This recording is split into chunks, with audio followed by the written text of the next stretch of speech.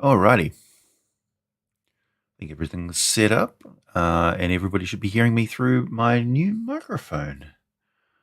I'm now using a Yeti X, and I am barely practiced on the settings and everything, so I don't know how it's going to sound. Also, when somebody shows up, I want to test out that I can actually show them the screen that I have set up on OBS.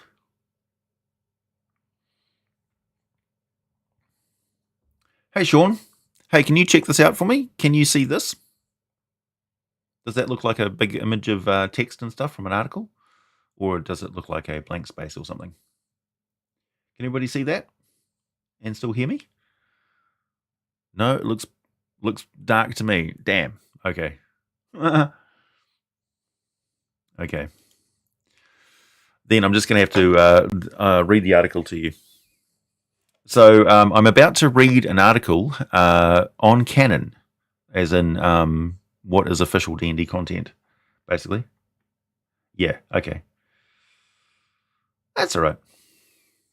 So this is an article by Chris Perkins, one of D&D Studios' principal game architects. He was primarily responsible for 4th edition. And the beginning stages of 5th edition. He's kind of taken a step back from that role, but he's still very much involved. In this short blog post, he will be describing the studio's position on canonicity. So when we refer to D&D's canon, we're talking about truths that we cling to in 5th edition or things we know to be true in some other expression of D&D. So what is considered canonical to D&D? Let's dive right in. Every expression of D&D has its own canon. Our studio treats D&D much the same way that Marvel Studios treats its properties. The current edition of the D&D role-playing game has its own canon, as does every other expression of D&D. For example, what is canonical in 5th edition is not necessarily canonical in a novel, video game, movie, or comic book, and vice versa. This is true not only for the lore, but art as well. I'm also going to be adding all of my own comments and reactions to this at the end of this, so bear with me. This approach allows R.A. Salvatore to write Drizzt novels without having to worry if his version of the Forgotten Realms perfectly matches what we do in the role-playing game. It means that a D&D video game can take elements from a series of novels and present them in a way that serves the game's needs rather than adhering to the sequence of events chronicled in the novels. Creatively, it's liberating. This approach also acknowledges that different media have unique challenges and requirements. Every edition of the role-playing game has its own canon as well. In other words, something that might have been treated as canonical in one edition is not necessarily canonical in another. For example, the succubus was classified as a devil in 4th edition, although it has been a demon in previous editions. Yep. It's also said that every campaign that's ever been run in any of our published settings has its own canon. Your version of the Forgotten Realms has its own canon, which doesn't make it any less valid than everyone else's version. Elminster might be a lich in your Forgotten Realms campaign. Elminster might be a miniature giant space hamster in mine. Both are acceptable and awesome. Key to our approach is the belief that the story belongs to the DM and the players, not us. We make a conscious effort to preserve as many opportunities as possible for DMs to play with their own ideas. That's why we don't produce source books that spool out a ton of backstory. The DM or other player remains the ultimate arbitrator of what's true in their expressions of D&D. Okay. There's quite a bit to unpack there. I generally agree with all of that. Why not adopt the canon of earlier editions and be done with it? The most important reason why we maintain our own continuity, separate from other expressions of early editions of D&D, is to lessen the burden on DMs. It's not that we insist on creating everything ourselves, rather we don't want DMs or players to feel like they must read a novel, play a video game, or buy a 3rd edition sourcebook to enjoy our game and get the most out of our current line of products. We're judicious about introducing certain types of new lore for this same reason. DMs and players should be able to use our content without having to keep up with some meta plot that stretches across novels, comics, and video games. Right, I can see that. 5th edition's canon begins with its core rulebooks. 5th edition's canon includes every bit of lore that appears in the most up-to-date printings of the 5th edition Player's Handbook, Monster Manual, and Dungeon Master's Guide. Okay, so that encompasses Spelljammer and Planescape as background default cosmology for D&D, and includes the outer planes of existence and things like that. That's interesting. If you're not sure what else is canonical in 5th edition, let me give you a quick primer. Strahd von Zarovich canonically sleeps in a coffin, as vampires do. Menzo Baranzan is canonically subterranean Drow city under Lolth's sway, as it's always been, and Zariel is canonically the Archduke of Avernus, at least for now. Conversely, anything that transpires during the Acquisitions Incorporated live game is not canonical in 5th edition because we treat it the same way as any other home game, even when members of the D&D studio are involved, or even when they produce a source book on it, which is canonical within itself, I suppose, self-canonical. So that's fine. Yep. Canon is less about your enjoyment of the game and more about us being internally consistent, whether or not a piece of art or lore is canonically in 5th edition should have little or no bearing on how most people interact with the game. That's true because I do not ascribe to their artwork for Halflings in 5th edition. If I told you that Markham Southwell is canonically the Sheriff of Bryn Shander circa 1492 Dale Reckoning calendar, would that really impact your experience running or playing Icewind Dale Rime of the Frostmaiden? I hope not. However, we use canonical lore internally to maintain consistency across our 5th edition products. Knowing that fire giants are canonically shorter yet more powerful than frost giants means that we don't need to rethink that bit of lore in upcoming products. Similarly, knowing that all trolls regenerate makes designing new trolls variants easier. Right. So we get the general idea of what a troll is, and that these NPCs are available to you to use. The game's long history is known to us. This is interesting. This is the bit I'm looking for. Those among us who are fortunate enough to become shepherds or stewards of the D&D game must train ourselves to become art and lore experts so that we know when we're being faithful to the game's past and when we're moving in a new direction. We decide, based on our understanding of the game's history and audience, what artwork or lore to pull forward, what artwork or lore needs to change, and what artwork or lore should be buried so deep that it never again sees the light of day. We have a couple of guiding principles. If the artwork holds up, or the lore has been true in every past edition of the game, we think twice about changing it. That's reassuring. If the artwork or lore hasn't withstood the test of time, we can update or discard it. The number of eyes on a stock beholder has been consistent throughout D&D's history. That's 10 eyes. No need to meddle with perfection. I say, on the other hand, if you're familiar with old maps of Waterdeep, you might recall that one of its seedier avenues was named Slut Street. When we updated the map of Waterdeep Dragon Heist, we gave that street a new name. The old name was never good to begin with and does not withstand the test of time. Yeah, that makes sense. Take these Canon Commando quiz. Oh, yeah, I'm not going to take a quiz. That's ridiculous. All right. Okay, that is very interesting. Let's pop back to the live stream so I can see what everybody's saying, and I'm going to pop it out, and we're going to open that up to discussion. And I'll see if anybody's left any super chats that I've missed while I was going through that. Yes, somebody has. Okay, I'll just address the super chats first and say hello to everybody. Hi, Ryan. Hi, Mikey. Hi, Ralph. Hi, Clarky. Hi, Shake San. Fred. Sean. Sorry if I've missed anybody. Comic Nut. Wait, AJ, let me get my popcorn. I can smell a rant. Okay, not so much a rant. I pretty much agree with everything he just said there. So here's my hot take on it. As a D&D historian, a lore expert, who has devoted the good part of the last 5 years learning all of this stuff that's in the books and things, I maintain an artificial consistency that I impose on the lore that isn't necessarily present. Okay, so this is a big admission on my part that quite often I am forced to stitch things together that are not internally consistent across editions. I leave out large, big chunks of 4th edition lore because it is not internally consistent between 3.5 and 5th edition. And it deals with another world setting, Narath, the world of Narath. I don't delve very deeply into Greyhawk because Greyhawk wasn't as internally consistent as the Forgotten Realms. There's different eras of Dark Sun setting, Athos, that I don't really go into great detail with. I rarely talk about the Harpers, and here's the thing. In my home games, it's never 100% canon Forgotten Realms lore. I always adopt it and adapt it to my own home games. I homebrew everything as soon as it hits the table. So my Forgotten Realms is quite different from the Forgotten Realms that I present to people because I don't include like the Lord Alliance or the Harpers. I pretty much just don't involve the Harpers at all in my campaigns. It's like Neverwinter or Waterdeep or something, but it's the player characters who are determining what sort of background organizations and things there are based on their characters' backgrounds that I incorporate into the game. I have a lot of resources that I can draw on, which are internally consistent, as Chris Perkins was saying, and are consistent throughout the editions of the game. So I know what the general height of dragons and giants and things are. It's a benefit to me to go back and look at all that old stuff, and I think there's a continuing need, as he said, for people who are interested in the old lore to investigate those 3.5 and second edition books and things.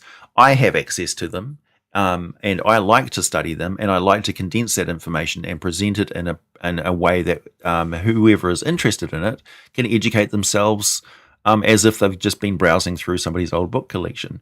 And also, it's just relaxing and entertaining for even people who have not played Dungeons and Dragons, because it's like adult story time. I'm telling them things that they would normally have to go and watch a fantasy movie or a Netflix series or something like that. So they get the same sort of kick of visiting these places, except I'm illuminating their mind's eye and giving them a mental vista of what Bitopia or Elysium or whatever looks like. Because of that internal consistency that I've gathered across the various editions of the game, ignoring the things that I consider to be non-canonical. So I have my own channels canon. Mr. Rex has got his own channels canon. Jordan has got his own channels canon. Dungeon Dad has got his own channels canon. He incorporates a lot of stuff from Pathfinder and homebrews into various other world settings. He adapts it to 5th edition so that you could use it in your Toril campaign or, your Spelljammer campaign or something like that. So there's internal consistency within the books. There's big gaps that anybody who is presenting the lore has to make decisions about what to carry over and what not. So, yeah, I totally agree with Chris in that regard. Also, I've been a big advocate and saying that I think that the game is diversifying according to the diversity in the hobby now. So there's people who like to play live stream games and they like to change up monsters and keep it fresh. They like to have more adaptable backgrounds and heritage and stuff for their characters. And the role-playing aspect of live play games is a little bit different from those who are more interested in combat games and miniatures strategy.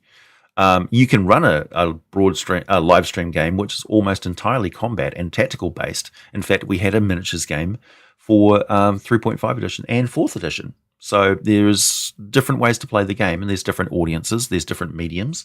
If I was presenting a comic book based on these little characters, Piercer and Roper, the Underdark detectives, if I was making an animated series or a comic book, I would be incredibly loose with the rules, and it would be Menzo Baranzan in the future, where it's a hard-bitten 1950s style noir detective, except the exotic street people would be monsters and races that we're familiar with, but now are adapted to an entirely different sort of genre.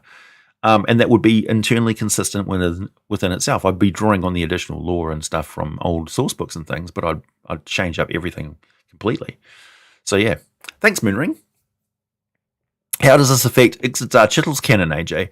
So the listing that you have in 5th edition for Ixatar Chittles is it's bare bones, because a lot of the lore for Ixatar Chittles comes from earlier editions of the game. I don't think they even show up. Did they show up in 4th edition? I'm not entirely sure. Some monsters have skipped entire source books. And yeah, one of the things I liked about when they first started designing 5th edition and D&D Next is they got a lot of feedback from the community about what were assumptions about the rules and things and the ingredients of Dungeons and Dragons, and what are some problem areas that need to change, that have been inconsistent and changing gradually over time. One of the things that has been changing gradually over time and has sort of reached a point where we thought everything was fixed in place but is now being shaken up is dragons. I'm quite interested to see what they do with the gem dragons and things in Fizzban's Treasury of Dragons, because gem dragons are one of those things which have changed quite a lot. The deep dragon, for instance, there's different versions of the deep dragon that are wildly different from each other. So I could talk about a deep dragon to somebody and they'd be like, wait a minute, are you talking about the Underdark Psychic Dragon from 4th edition? Or are you talking about some sort of a gem dragon? Or are you talking about some sort of a shadow dragon? They're different sort of things. So, Kick-Ass Duke, thank you. I'd like to think they're addressing that old school crowd who always talking about and telling them chill out. This is good news for new players. Yeah, I find it liberating because I also include a lot of homebrew monsters on my channel. Every now and then I'll pop something up. And also when I talk about the background of what is a cleric or what is a bard or what is a warforged or that sort of thing, I like the idea that you can run a warforged in any world setting in Dungeons and Dragons, including Greyhawk, including Athos. How does a warforged work in Athos where the metal is very rare, for instance? Are they just all wood and bone and shell and stuff? It's a different type of thing. There's the next video that I'm going to be releasing is on the Leonin, who have been brought to us through the Mystic Odysseys of Theros sourcebook, which is the Magic the Gathering multiverse, which is a planner setting, not a Spelljammer setting, and it's not a Planescape setting. The planes of Magic the Gathering are accessed by planeswalkers and things. So it's like crossing over within the same dimension without any extra travel. Although there are instances of airships and things like that, most of the interactions in Magic the Gathering is traveling from one parallel plane to another. So Mirrodin and Dominaria and various other places are dimensional spaces, you could say, and they don't have spelljamming ships and spheres, that sort of thing. So the D&D multiverse is quite radically different from Magic the Gathering multiverse, but you can cross over willy-nilly in your own internally consistent canon of your games and campaigns. Wizards of the Coast basically presents the Magic the Gathering stuff as alternate versions of the same creatures with the same names, but an Archon from the Dungeons and Dragons multiverse and all that literature is quite a different fish from the Archon of the Magic the Gathering multiverse. Same thing with like angels and all that sort of stuff. That I really like all the alternate forms of creatures that you get in the Magic the Gathering cards, plus all that extra artwork and stuff like that, and being able to inform your own D&D campaigns with those makes it gives us a huge amount of creative freedom and an extra element of unpredictability for the players, which makes it more enjoyable for them. So yeah. You want to play with AJ as a DM? Thanks, Sky. So basically, I'm in favor of it. I think that their attitude towards the lore has generally been good. Some things like Phoenix, I would have thought that the Phoenix is more sort of locked in to not only Dungeons and Dragons lore, but just generally folklore. The Phoenix is that they called the Phoenix in 5th edition was a wild departure from the folklore, which I thought did a disservice to it. And that was my main objection to the Phoenix, is that I didn't think it was, if you'd never encountered a Phoenix before in folklore or any of the previous editions of Dungeons and Dragons, the impression that you would get from the Phoenix in the 5th edition source book would be a wildly different take on a Phoenix from what anybody else around you would think a Phoenix was if they hadn't read that. So my objection to that was that the lore that they were giving was quite wildly divergent, and I thought a little bit irresponsible, because it would give a false start to somebody who was more interested in Phoenix and wanted to read about them, because the next thing they would do is they'd pick up folklore and go, oh, it's a bird. Or anybody who's watched Harry Potter, for instance, would know what a Phoenix is. And yeah, It just seemed a bit strange. So that was my objection to the Phoenix. Not necessarily that they don't have a right to do that. I think they have every right to make any sort of version of Phoenix they want. And I have no problem with there being a Magic the Gathering version of a Phoenix, or a Greyhawk version of a Phoenix, or a Spelljammer Cosmic version of a Phoenix, you know? No problem there.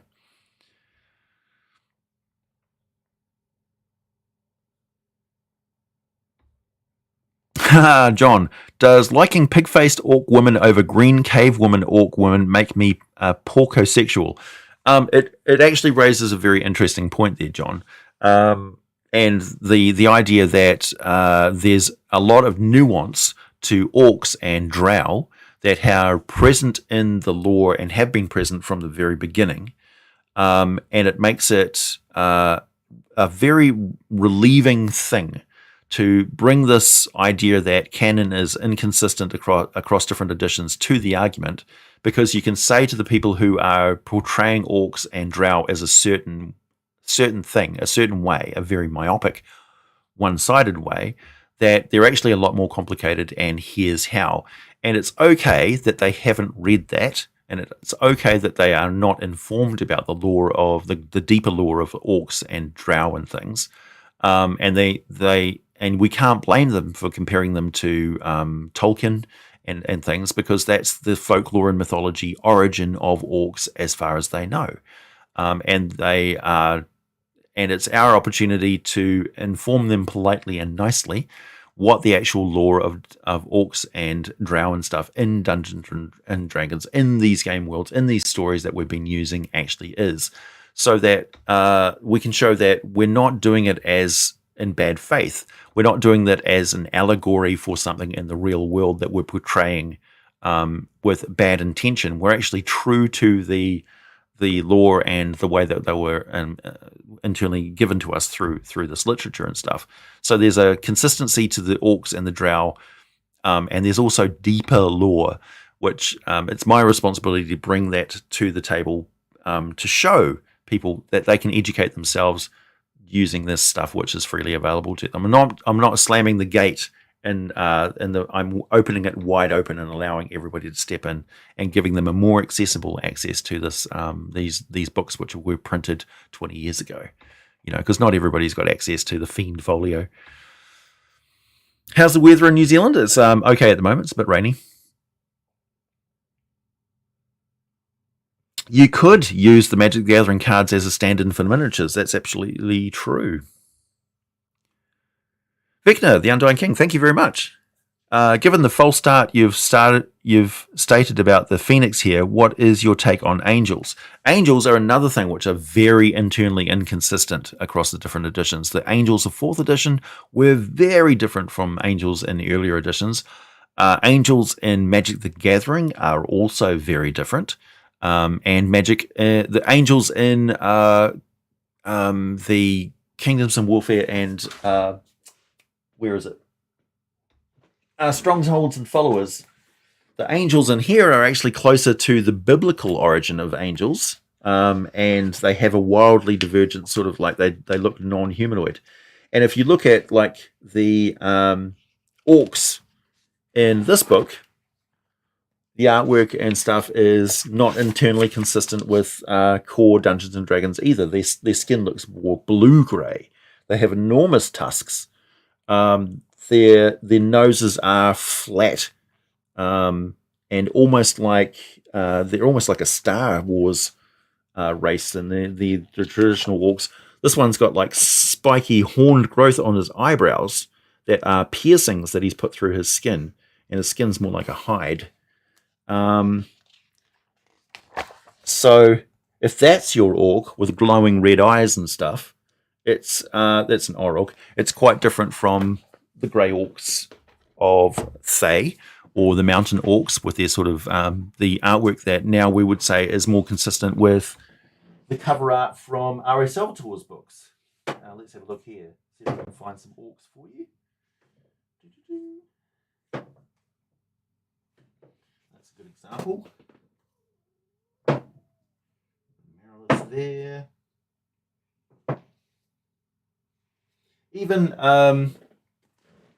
Even the consistency of what the characters look like on the novels. For instance, Kathy Bree, Wolfgar has probably the most stylistic changes of any NPC that I've seen. In this one, he's got long hair, he's clean shaven, he's relatively short, and Driss is relatively tall. Guinevere only reaches like Driss's thigh in height. She's more panther-sized. When in the games and stuff, she's huge. And here we have a Glabrizu and some dead creatures. And Driss looks more consistent, but of course his face changes with every single depiction of him. Sometimes he's old, sometimes he's young. His guide to the Drow book, the artwork for him looks entirely different. I wouldn't even say he looks attractive in that. So, where's the internal consistency of Driss? In the artwork, we've seen a lot of changes with the dwarves and the halflings. The elves now are more human-like. Certainly half-orcs and things like that look way more human-like than they used to. In fact, the full-blooded orcs now look more like half-orcs used to look in earlier editions of the game. So there's that creep of adaptation and change which is present in everything, every aspect of the game. So the internal consistency is really we are drawing a line through it and saying it's more like this, but there's a lot of shades of grey on either side of that. Orcs are pig-faced monsters. Not all of them. I can point to several different instances where they're not monsters at all. And that's lore-based. So if you come at me and say, well, I prefer orcs to be this, well, that's your preference. I can show you literally examples of where the orcs are raised by pacifist religious order. They're full-blooded orcs, but they're pacifists. They have magical powers which are associated with that faith, that god, that pantheon. And they're, nature or nurture. So they're full-blooded orcs, but they're not evil. They're actually good because they were raised that way. Keep hearing orc, yeah. Stagegate, thank you. The biblically accurate angels, be not afraid. Yeah, if you saw a flaming wagon wheel thing with eyeballs on it coming at you, your first thought wouldn't be angel, it would be aberration, right? A celestial aberration is coming at you, burning everything with the purification thingy.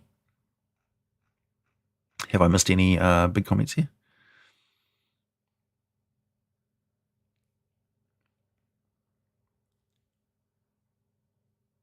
You've got the box set from the 90s. It's still got all the pieces of dice, but never anybody to play with. Aw, that's sad, man. You need to get onto Roll20 or Fantasy Grounds or World Anvil or any of those places. Or even our Discord server. Go and join our Discord server and you'll be able to join a game, I'm sure. So, yeah, enough monologuing from me. I'm opening it up to you. What are your thoughts on Chris Perkins' words? And in particular, how do you think that applies to the lore channels like Jordan and Mr. X and myself?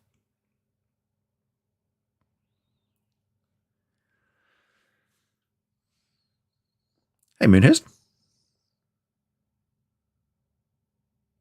Oh, now that there's a statuette of Driss in existence, I'd say that is now the reference. Right. So is there a danger of over-fixing the imagery of a monster or something like that so that it becomes harder and harder to introduce homebrewed variables?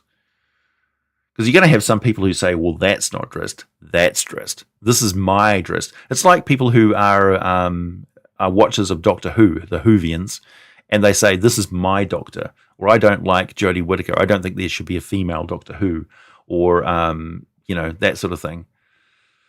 John Pertwee was my Doctor Who, or, you like kobolds as lizards. Kobolds were originally goblinoids, and so were orcs, right? So there's been a massive amount of change. Hey, Matt. How's it going, Matt Nerdy? You joined late? Well, you can zap back to the start and watch it afterwards. Very cautious. I think lore should be fluid. Yeah, I agree with Glorbo.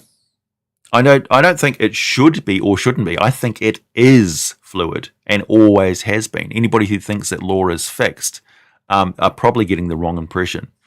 maybe I'm to blame, because my internal consistency across planes of existence and things like that, if you notice, if you really pay attention, I've been learning this stuff as I go through and forming my own logical consistency and constant themes and things as I develop my knowledge of Dungeons and Dragons across all the different world settings and things like that. So for me, the multiverse of Dungeons and Dragons is a cauldron that I'm throwing all of these different additions into, like ingredients in a stew, right? So I make a logically consistent cosmology that people enjoy and use because it makes sense and allows it inspires lots of different ideas for them. But it's not necessarily going to be exactly the same. If I went back 5 years ago and read the same source books in different order, or perhaps, I don't know, had a different style or something like that, perhaps my cosmology would be slightly different. I wouldn't be, maybe if I'd never heard of Tharizdun, or I didn't really investigate Vecna, or I didn't really pay much attention to Netheril, that sort of thing. So I have emphasis on the ancient lost empires far more than the modern take on the Forgotten Realms. I very rarely talk about like the living monarchy of Cormyr, or you've rarely heard me talk about the Purple Dragon Knights, or you rarely hear me talking about what's going on in Vasa and the Moon Sea. You rarely hear me talking about Chult, unless I'm directly concentrating on Chult. I'll talk about Lantern and Helruer and these sort of places because I have more of a focus on magical wonders and alchemy and stuff like that. That interests me more than the lost jungles of Chult and ruins things and primal gods and ancient battles that took place between primordials and gods and stuff. Interest me slightly less, but it's still there. I'm more fascinated with the Anarok Desert than I am with the races below the Great Sea, for instance. It's more accessible.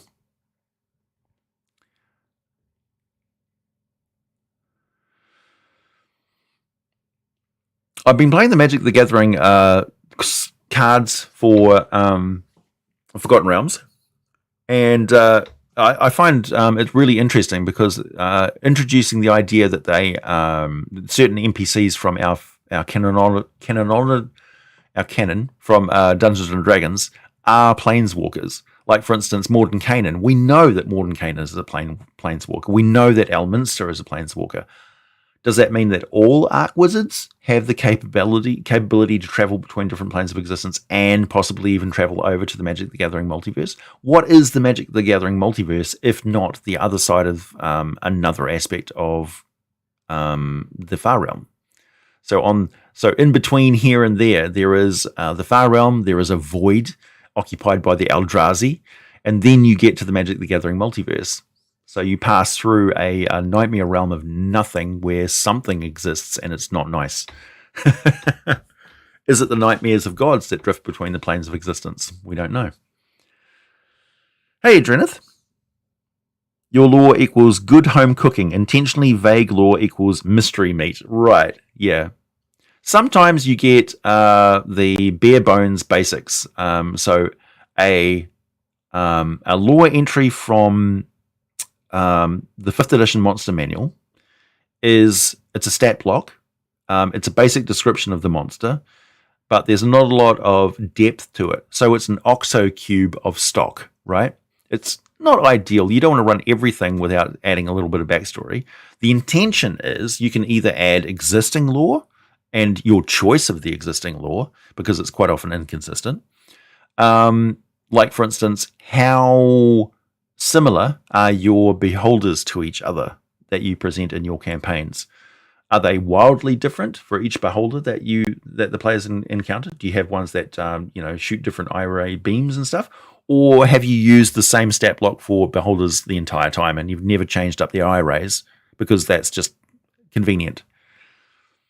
Well, the law is that beholders are random. So each beholder is quite different from the other one. They're chaotic aberrations from the Far Realm. But if you go into Spelljammer and things like that, well, like, how does that work for the control mechanisms of ships and things, and the different species or breeds of beholder? So there's beholders that function as like the drive unit of their ships. So yeah, it's interesting. Imagine D&D if AJ didn't have a mustache. Thanks, Zazek. That's the thing. Wizards of the Coast rewrite Dungeons and Dragons every edition. But that's the thing, Mike. Every single edition before Dungeons and Dragons has been entirely in flux. If you go back before Wizards of the Coast took over and TSR was in charge, dragons were very inconsistent until they basically sort of locked them into the colors that they are and the metallics and the division between the metallics and the colors and stuff. But that it wasn't always that way. When you first played Dungeons and Dragons, it was not defined what a red dragon is, or what a green dragon was, or what a blue dragon was. It could be a cobra dragon, it could be a tungsten dragon, you know. And we're also we have free reign to come up with as many different dragons types as we like. And like, I know everybody here can talk about dragons and different dragon breeds all day and different combinations of breath weapons and stuff. Plus, we love our cross-species templates, like, you know, what is something that's got demon blood, or what is an elemental version of something, or, you know, what's a, if you get two elements from well-known elements, then you combine them in a different way. So an astral roper or an astral grey render. Like, what happens if you have a species of hobgoblin who exist in the border ethereal plane, and they have done for such a long time that it started to change them? What if they're associated with a specific demon lord, like Levistus, for instance? Not a demon lord, a Duke of Hell. Like Levistus, for instance, influencing a race of partially tiefling hobgoblins who live in the border ethereal plane and train, I don't know, phase spiders as their mounts, like the dwarves would ride steeder spiders in the Underdark. We have free reign to use any of the existing lore and recombine it however we wish. So our lore is completely flexible. So where's our objection to the designers and creators of the game doing exactly the same thing? They give us options. I provide the lore to provide inspiration and as an homage to the work that's come before. But I don't say that. I've never said that you should not do a certain thing because it's not consistent with the lore of what that creature is. It's not true to that creature. Your games are entirely your own. Not only that, but there's no one way to play Dungeons and Dragons. It's entirely situational on who your players are, how public the game is, whether you're broadcasting it or not. If it's a private game between you and your best friends, and you've been gaming for years, is it a campaign world which has been going for 5 years? Or is it just a one shot at a random convention where you sit down and give out pre-generated characters? Dungeons and Dragons is diverse, and the rules are starting to reflect that modularity. And the lore is also modular. Thanks, Moonhurst. But wouldn't the concept of a figurine statuette accepted by Wizards of the Coast and R.A. Salvatore, thus becoming the official reference for that character? Well, we do know what the official reference for a drow character is. He's got a green cloak on with a yeti fur ruff. He's got, which is called a puafui, or whatever it's called. How do you pronounce it? He's got two swords, Twinkle and Icing Death. He is between this and this age. He probably worships this god, Maliki, or in the later stages of his career, another one. So even his religion changed. So which drow are we particularly talking about? Do you include the kingdom of Obold Many Arrows in your Spine of the World Mountains? I very rarely talk about that because I'm more like, for instance, I don't mention the kingdom of Obold Many Arrows at all in my video about the Laughing Worm and the Ripplebark, which I just recently uploaded. Go and check it out. So, yeah. I'm down for the Picket verse. Yeah, that's right. I have the Picket verse. That's my version of D&D. Thanks, Morgan. I wonder what price aberrations would charge to take you through the Far Realm. Good question. Yeah, why not? Why not have these aberrations which turn you into something else which can translate you through the medium of the Far Realm and pop you out the other side? Chris Perkins, Jeremy Crawford just created basically a massive, like Orison artifice device which transported the entire Acquisitions Incorporated C team temporarily to the Magic the Gathering multiverse to the city of Ravnica, or the world planet city of Ravnica. And they had their little adventure, and then they went back home again. So, it's entirely possible to have a bunch of Forgotten Realms characters go to Ravnica. It's entirely possible for a bunch of Ravnican characters to go from there to Theros, and then go somewhere else. That's why I'm really, really keen for them to bring us all the other world settings from Magic the Gathering and make them more official instead of just some PDFs and stuff that you can find on Drive-Thru RPG or the DM's Guild.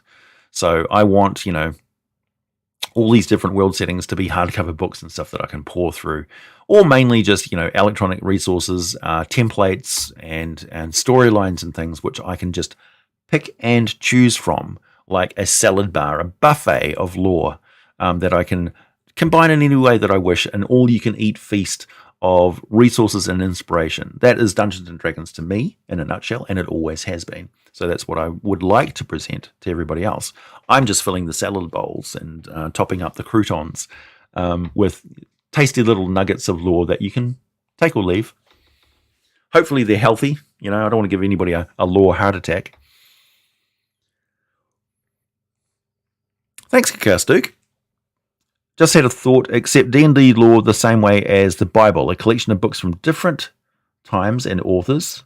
This creates many denominations as people choose their preferred words to be holy. Right, yeah. So the Church of I play convention games. The Church of it's mostly a miniatures war game, except we've thrown a little bit of role playing. The Church of I just play via Twitch, and I prefer to use a more role playing centric game. So we handle combat using cards.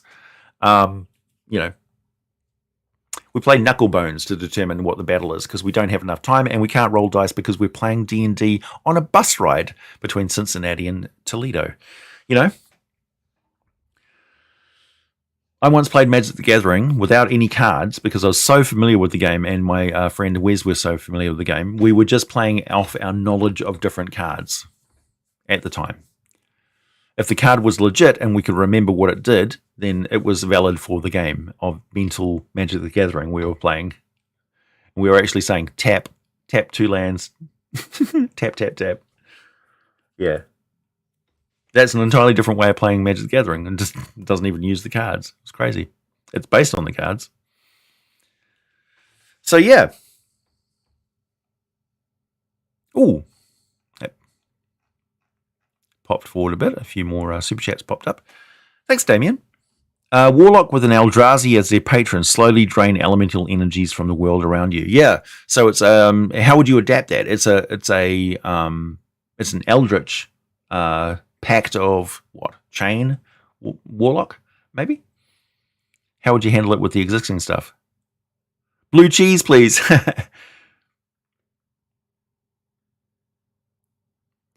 I'd rather Magic the Gathering and D&D be separate. That's modularity. Well, they are. They are. You have a clear line of separation that is built into the lore.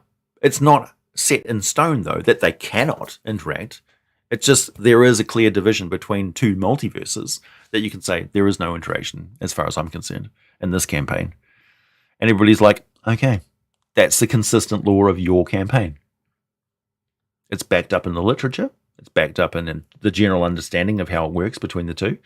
Because we've had that guidance from Wizards of the Coast saying, we're introducing these, but we're not shoehorning everything into the Forgotten Realms. Otherwise, we can have 3 different species of centaur that are quite wildly different from each other. For instance, the Leonin from Mirrodin have got metal growing out of their body. The Leonin from there's another plane of existence that they come from, as well as Theros is another plane of existence they come from. The Leonin from Theros are quite different from perhaps a Leonin that you would find on the Shar of the Forgotten Realms. Perhaps you could swap out the Wemmick if you're not happy with a centauroid cat species and you want them more like a lion version of a tabaxi, then absolutely. I can show you exactly where you can find a Siberian tiger-looking Leonil and I can tell you exactly how it would travel to the Forgotten Realms in a logically consistent, internally consistent way. But it's entirely homebrew. Because I understand the world setting so well, I can slot it in there seamlessly. But that would be my version of the Forgotten Realms. Wouldn't be canon anymore. But it's based on stuff. Yeah, exactly, Stanskate. As a big fan of Doctor Who, you're used to the lore changing. Yeah, me too. I'm perfectly okay with Doctor Who having more incarnations, because why would you stop a series based on, like, well, Time Lords only regenerate 11 times, so we have to stop the series now? Oh yeah, you're gonna get the internal consistent rules of Time Lords, which is make-believe fantasy anyway, from one source that we've been told about this, being Doctor Who, a renegade who's run away from his own culture, basically, but was much involved with them earlier. A culture which now possibly no longer ever existed because it got paradoxed out of existence by a war with Daleks who were trying to destroy the universe. And it's like, well, now we've got Doctor Who is changing genders, and they've got more regenerations, and there's multiple versions of Doctor Who running around at the same time. It's like, yeah, why not? It's the longest running science fiction show in the UK. So it makes its own rules. Same with Dungeons and Dragons. It's the longest running role-playing game that we have, and it's synonymous with role-playing. And it has its own rules, and it makes its own rules.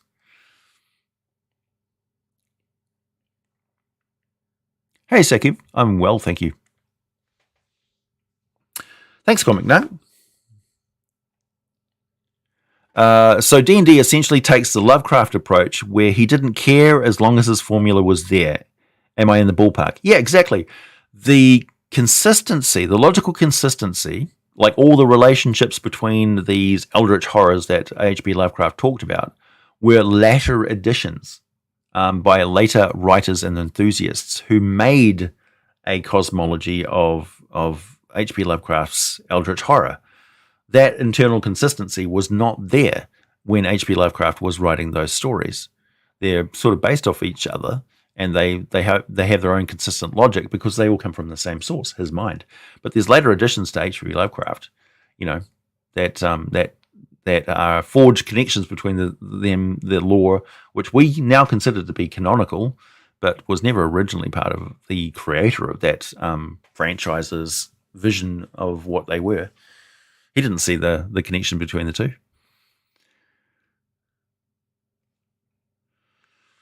Thanks, Moonring. Does the Church of AJ accept the Holy Exits Archittle? Yes, I do. Ohio reference. There's a multiverse in D&D that you can put anywhere and everywhere. Yeah. It's D&D, but we use Uno to determine combat. Yeah. Yay for dimension hopping. Exactly.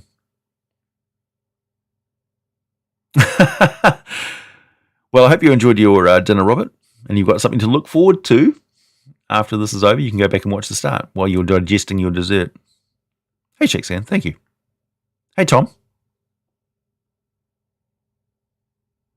There's a version of Dragonlance that used playing cards in your hand to determine results. Yeah, if you like card games involving dragons, then you use 3-Dragon Ante whilst playing Council of Worms. So you can play a dragon playing a card game about dragons. Why not?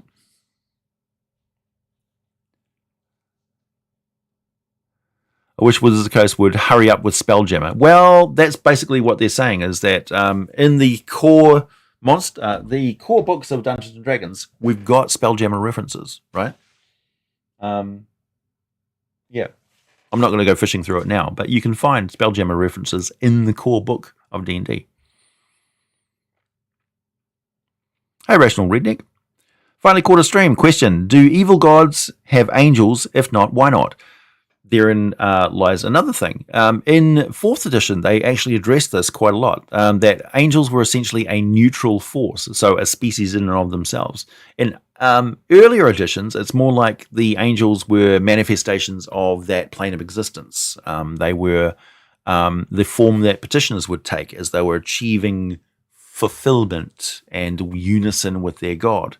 So my consistent logic of the afterlife of Dungeons and Dragons and how souls and things travel there and stuff is based on one or two sources in earlier editions of D&D, combined with elements of 4th edition and 3.5, and now brought forward with a more fluid Outer Planes vision of 5th edition, which also incorporates, now we've got extra multiverses, which also incorporates the expanded lore of where the Oberith came from. They came from another multiverse.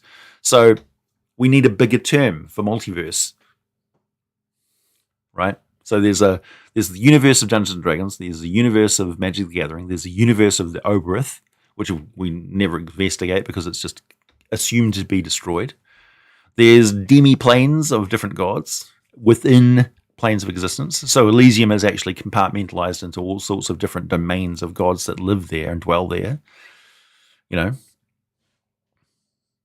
I like to think of the 7 heavens as 7 layers of challenge to self-fulfillment, and then eventually you reach a point where your soul is so refined it either becomes an angel and serves for the rest of eternity, or it becomes a proto-god that leaves for another plane of existence, another multiverse. Thanks, Robert.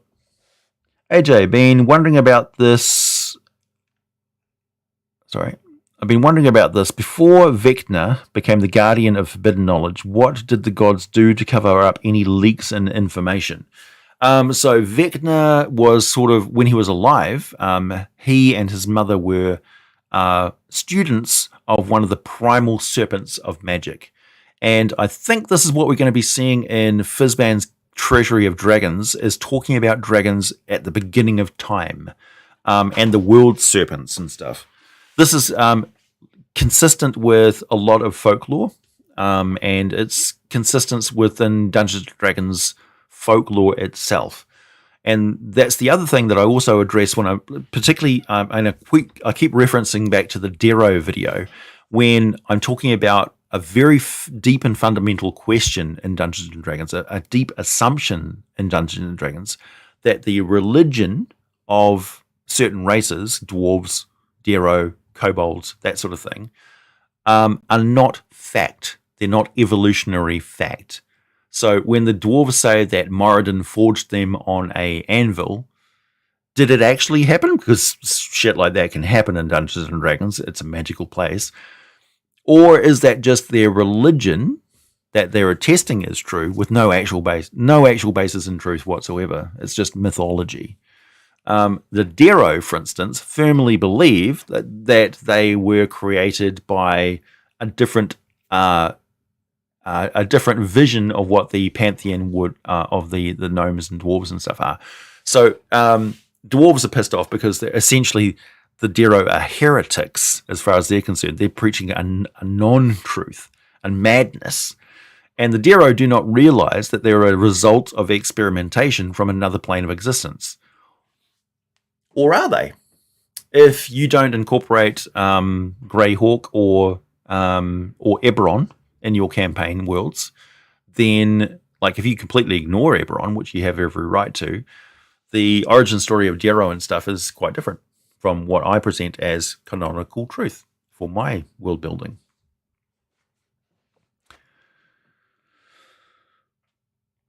So yeah, religion origins, biological origins are two different things in Dungeons and Dragons, and they're both logically consistent. Thanks, Moonhurst. Before I forget, and this is for all people to see, Humble Bundle is having a Starfinder Paizo exceptional deal. It's 525 Canadian dollars worth for 38 Canadian dollars. Check it out. That sounds like a hell of a bargain. I will go and check that out. Thank you, Moonhurst. I would like to, have we got a D&D 5th edition version of Pathfinder's Starfinder? Because I think we actually do, but it's third party. So, for instance, if anybody's been following all the Kickstarters and all of the third party content for 5th edition, which, my God, that's impossible. But if anybody's actually combing through all those different products that are popping up every single day, you'll notice that George Crashos and Eric Boyd and Ed Greenwood are still producing content for Dungeons and Dragons Forgotten Realms. The lore is usually released as like free PDFs, or so the Border Kingdoms is Ed Greenwood's current incarnation of the Forgotten Realms Border Kingdoms region, bordering the Lake of Steam between the Shire and the southern coast of Faerun. So he's updated this, and it's now current and consistent with 5th edition. Although, if you go through, I've mentioned that he still mentions recharging magical wands using wizards to recharge the charges of the magical wand. Instead of items just automatically recharging after a long rest, you actually have to go and get them recharged by a wizard. So that was logically consistent for earlier editions of the game, and it's still logically consistent for Ed Greenwood's Forgotten Realms. You don't have to incorporate that if you don't want to. But yeah, it's consistent for him. So if you're playing a game with Ed Greenwood, I'm sure your staff would run out of charges and you would need to go to a wizard and pay to get them recharged. That's one of the ways you used to spend a lot of coins that you would get on adventures in earlier editions of the games. One of the complaints from modern players of the game is that what can we spend our coins on? Coins are useless. Coins are meaningless. This wealth is meaningless if there's nothing for us to solidly spend our money on. Well, in earlier editions of the games, there was a lot of codified things that would cost you money. How do you, for instance, in 5th edition, armor never gets damaged, so you never have to get it repaired. You'd have to homebrew that into your game. Right, so it's not even present in the core rules that armor could get damaged and need repairs. What does it cost? It shows us what the cost to build armor is, but not repair it. But in reality, you would have to repair armor all the time. What's that upkeep? One of the representations of wealth expenditure is the lifestyle rating of your character, whether they're a squalid, 1 silver piece having hobo, or whether they live a relatively fine 1 gold piece a day sort of lifestyle, cafes and more than one set of clothing. So yeah, it's interesting.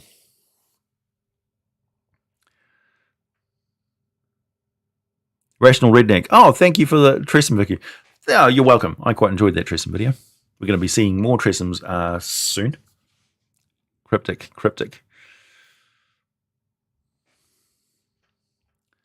I suspect the chat has skipped 4. Yeah, there it goes.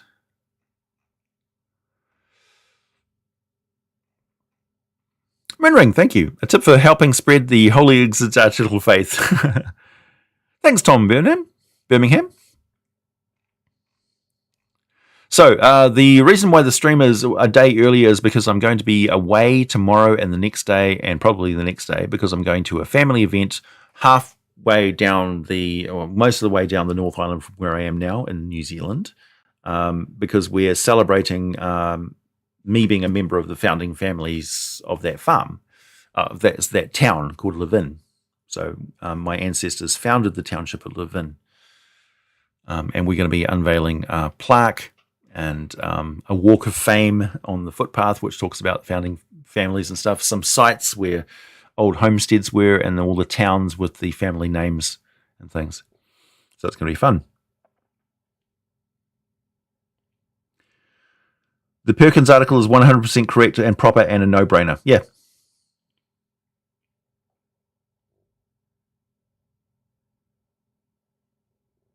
Can you come this Sunday? No, unfortunately. The way is shut into New Zealand. It's kept by the dead. The way is shut.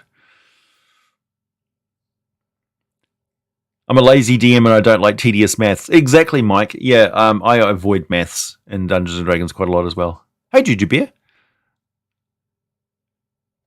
You use your money in D&D to buy pets and take care of them. I would use money to make money, so I'd buy up all of the resources. Like if there's, I'd buy all the hay in town and put it into a warehouse and hire a couple of guards.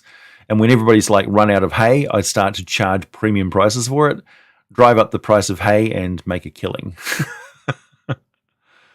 Yeah, that's business. So one trip to a dungeon, next thing you know, you're an entrepreneur. Much hated by local farmers. Hey, Tom. That sounds like a fun temple.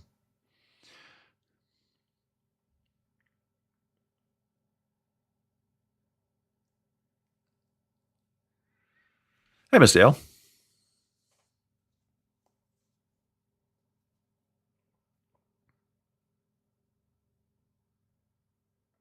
Is this for my 111th birthday?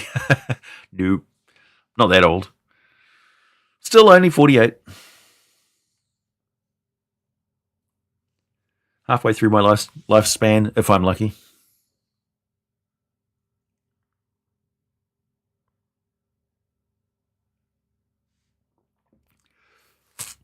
Kaka's Duke, thank you. Since it didn't make it into the Red Dragon video, will you talk about lava damage? Maybe be on a topic which how it's been canonically. Yeah, I can talk about environmental damage. One of the greatest resources we had from 3.5 edition is the storm-racked Frost Morn. Is it Frostbite or Frost Morn or Frost Storm or something like that? The Cityscape. Various books that basically dealt with different environments. There's also some really, really good third-party content for 5th edition in regards to different environments. Yeah.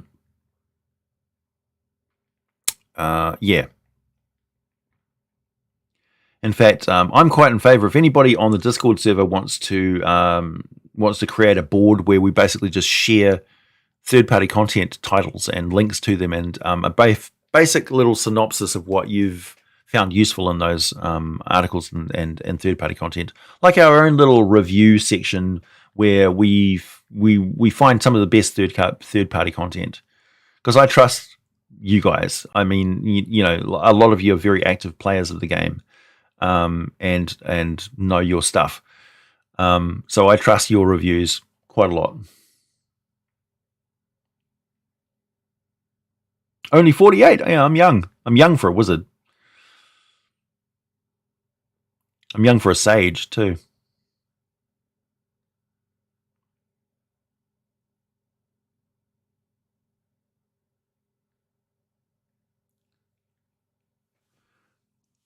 And that's when the locals formed a mob. That should be as common as like, and so then I started blasting. That would be the sorcerer. I could see a line of shirts, sorcerer. So then I started blasting. Just like get those memes in there. So like barbarian, bard. So then I formed a mob. I formed a mob.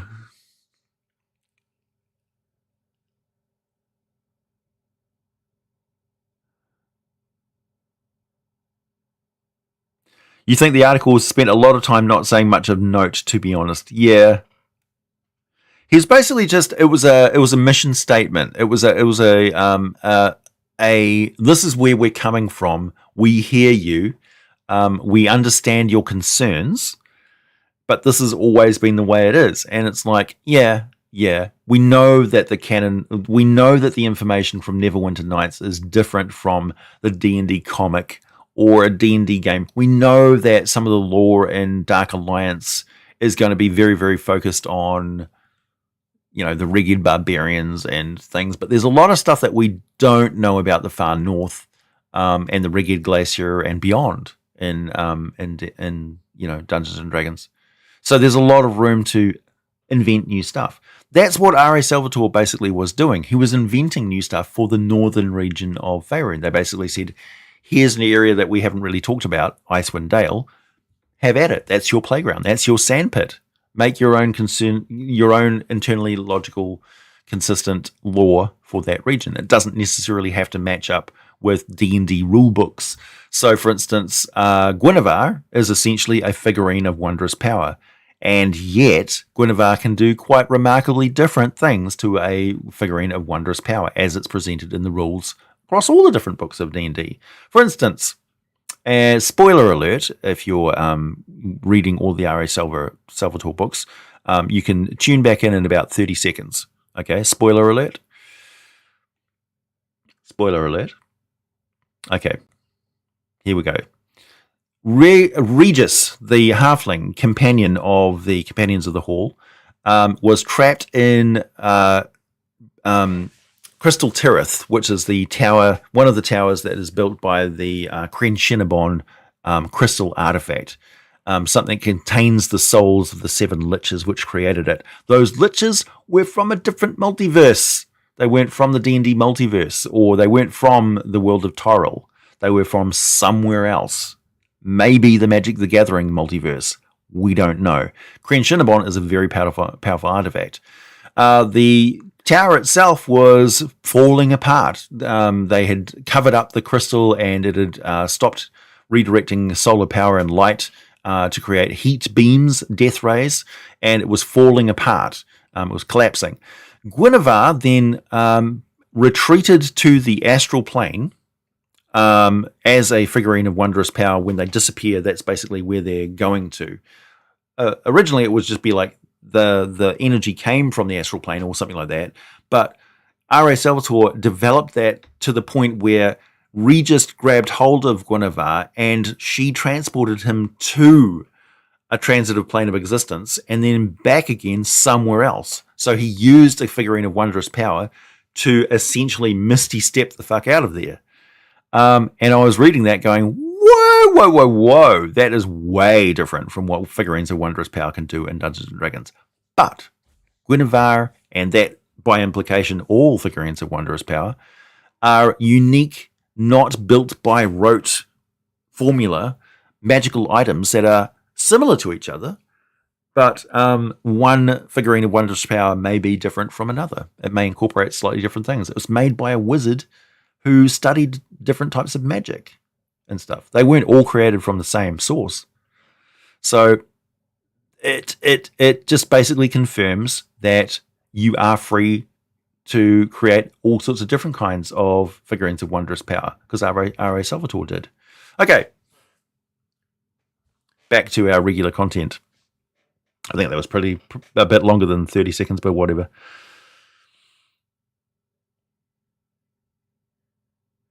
What does the drow say? Checks Pokédex. Cinnabon in that pronunciation. Yeah, Kryn Shinabon. Kryn Cinnabon. R.A. Salvatore, when he created drow, Drist in the first place, it was a spur of inspiration. Maybe he was outside of a Cinnabon. Who knows? Cinnabon. Maybe he was traveling from one city to another.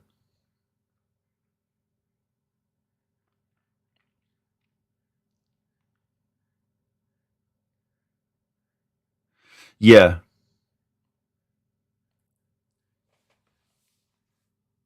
It's a whole different artifact, right?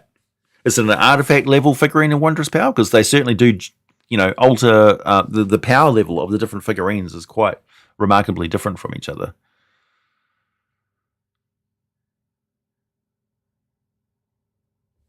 Are there any evil corporations and mafia families of note? I mean, the Lord's Alliance is a shadowy organization. The Captains of Luskan, shadowy organization. The Arcane Brotherhood of Luskan is a shadowy organization. The Harpers are different from the who are the other ones? Harpers and they're not oracles. What are they? There's an internal organization sort of inside of and separate from the Harpers. Zentarum, yep. The Red Wizards of Thay.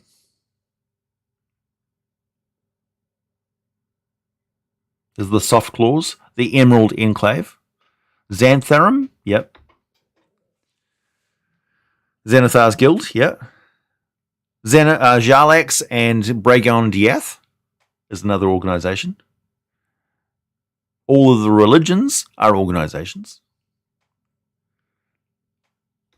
Yep, for sure. The Acquisitions Incorporated franchise, if you decide to include that in your game, is another organization. A particularly fun one.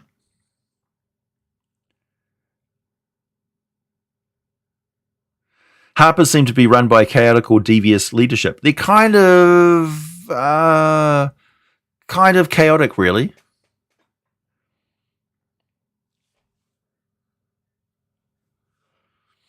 Are there any known drug smugglers like Moving Black Lotus? Yeah.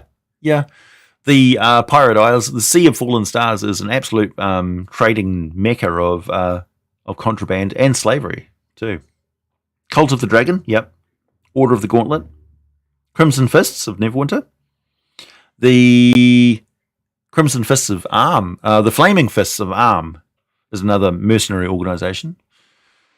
So they may show up in Chult, for instance. So yeah, Cult of Kios. Yep. Kios or Kios? Kios, I usually say. Yeah, so there's all sorts of different things that you can introduce or take or leave as you see fit. Clerics of Leviathan sell liquid pain, yeah. Yeah, so yeah, that's basically all I have to say on Canon and stuff. I'm fully okay with Dungeons & Dragons shifting and changing over the years in the editions. I played every single edition of Dungeons & Dragons apart from the original white box set. I've been with it since D&D Basic Red Box set, AD&D 3.3, 3.5, also D&D Essentials, the D&D Miniatures game, the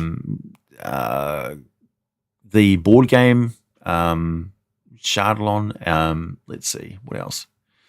I don't think I played a lot of Ravenloft. I've played a little bit of...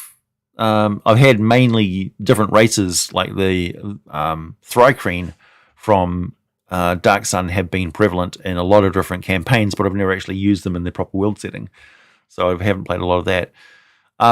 There's other elements of stuff like the books I've read and things inform a lot of my stories and things. I've taken a lot of inspiration from Numenera. I've taken a lot of inspiration from Palladium games, Rifts and Palladium Fantasy, and also Warhammer 40k and Fantasy, Star Wars, Star Trek, you name it. Dark Crystal, Labyrinth, Princess Bride, Neverending Story, you know. Hey, thanks to all. Definitions: physicists discussed and created 1. Universe, limited or infinite size. 2, multiverse version of 1. 3, megaverse, different variants of 1 magic, psychic, physics, etc. Next post. Yeah. Definitions of what multiverses and world settings are. Yeah.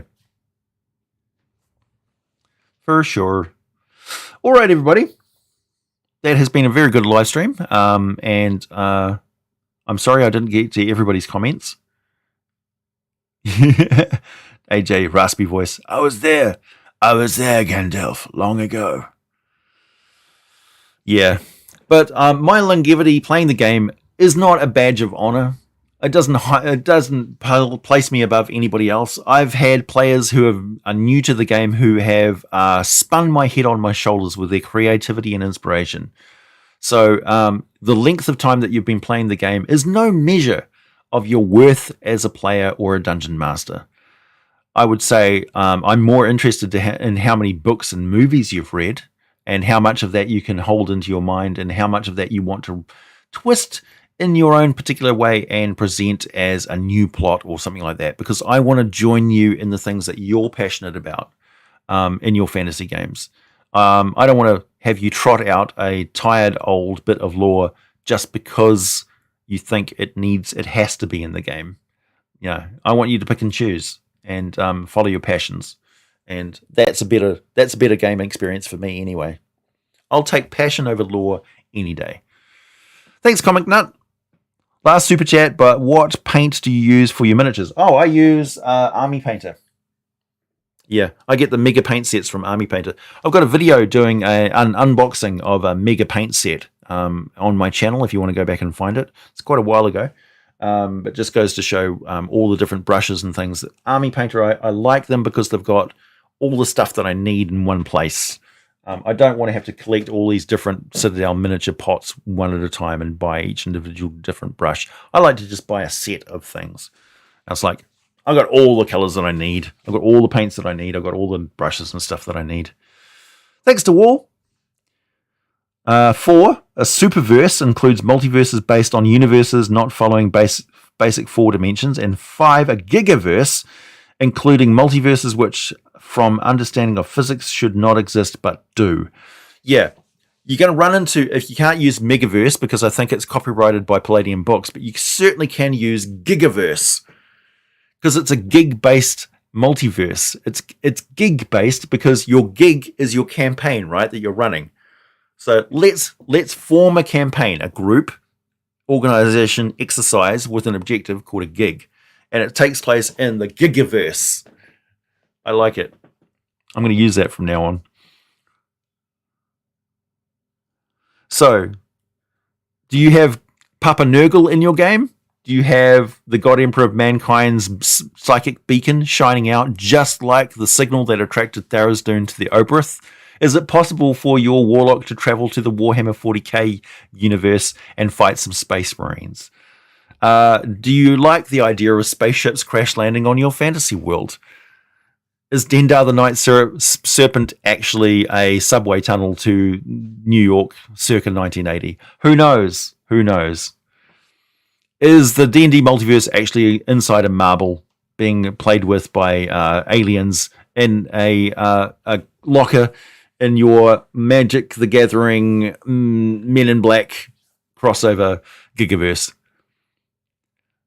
The possibilities are endless. And never let anybody hold you down. Thanks, everybody. I'll catch you next weekend. Coming up, we've got a Leonin video. I'm also going to be doing a couple of Planes videos.